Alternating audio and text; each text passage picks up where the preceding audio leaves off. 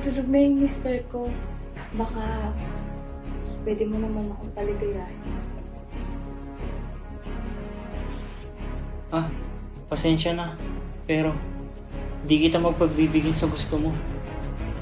Eh bakit naman hindi? Tulog naman siya. Huwag ka mag-alala. Sa atin lang ito.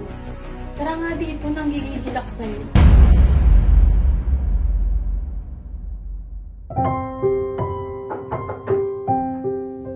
Yo babe, nandito na ako. Saka pala, kasama ko sa trabaho, si Dave. Hello po. Hello, tuloy kayo. Tara pre. Oh babe, kamusta trabaho? Mukhang pagod na pagod ka. Kumain na ba kayo? Okay na babe, tapos na. Siya nga pala, si Dave. Sinama ko dito kasi yung apartment na tinitirahan niya, nagsara. Ah, ganun ba babe? Eh di dito siya matutulog. Babe, ganun nga.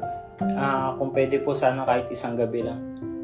Oo, pwede naman. Walang problema sa akin. Basta kasama ng mister ko. Oh, okay na pre. Salamat, pre. Ano naman yan? O ba? Oh babe, gusto niyo ba uminom? Para pampatulog.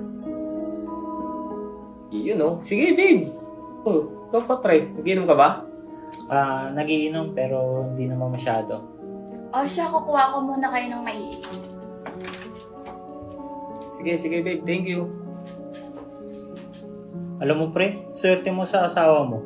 Inaasikaso ka. Oo pre, sobrang swerte ko dyan. Yung may bisita ako dito sa bahay, siya yung nag-aasikaso para sa amin.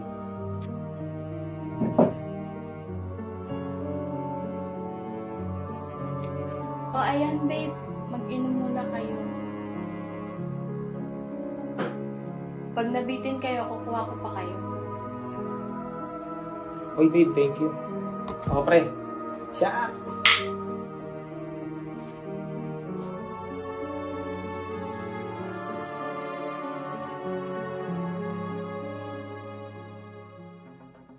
Grabe. Tinamaan ako dun. Pa din eh. Pre, ikaw na bahala dyan ha. Pipikit lang ako. Alang kaya. Tinulugan ako.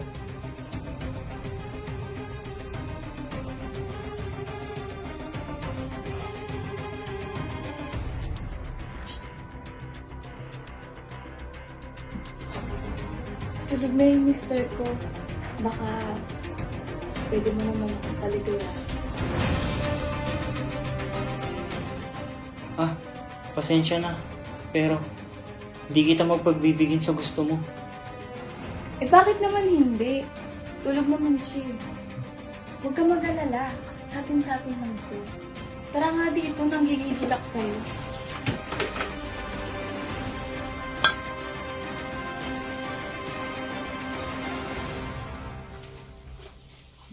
Ali, hindi pwede.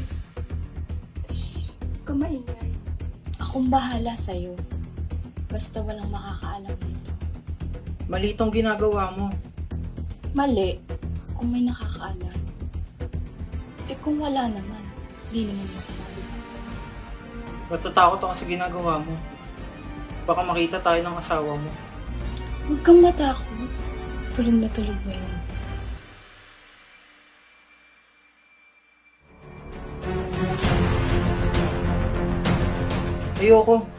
Ayokong gawin to. Subukan mong mag-ingay at magsabi. Ako mismo magsasabi sa mister ko na may ginagawa ko masama sa akin. Hindi mo na kailangan sabihin. Babe, tulungan mo ko. May masama siyang balak sa akin. Tulungan ba ka mo? Ako nga mismo tong iniiputan mo. Pre, sorry. Hindi mo kailangan mangingi ng sorry. Pre, baka pwedeng umalis na lang ako. Ayokong masabit sa problema nyo. Pasensya na. Wala akong ginagawang masama sa asawa mo. Alam ko. Umalis ka na. Ayokong madamay ka pa dito. Pre, pasensya na talaga. Babe, paniwalaan mo ko. May balak siyang hindi maganda sa akin. At ang sabi niya pa sa akin, sasaktan niya daw ako pag hindi ko daw siya pinagbigyan. Talagang gusto mong paniwalaan pa kita. Hindi ba naman sira yung tuktok mo? Babe, maniwala ka. Nakita ko lahat. Huwag mo akong gawin tanga. Huwag mo akong gagalitin baka kung anong magawa ko sa'yo.